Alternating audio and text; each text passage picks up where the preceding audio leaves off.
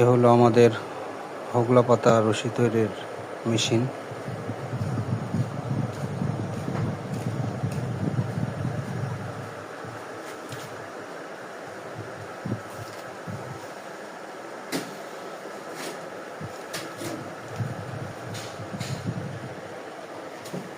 পাতাগুলো মূলত এখান দিয়ে প্রবেশ করবে। এখানে একটা অন অফ সুইচ আছে, ওইখানে ইলেকট্রিক লাইন দেওয়া। অন অফ সুইচ, জাস্ট সুইচে পা দিবেন,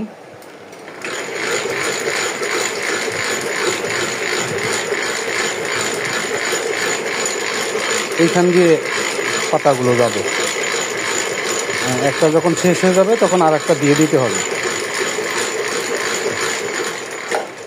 পরে এই রশিটা মূলত এই ড্রামে পেঁচাবে।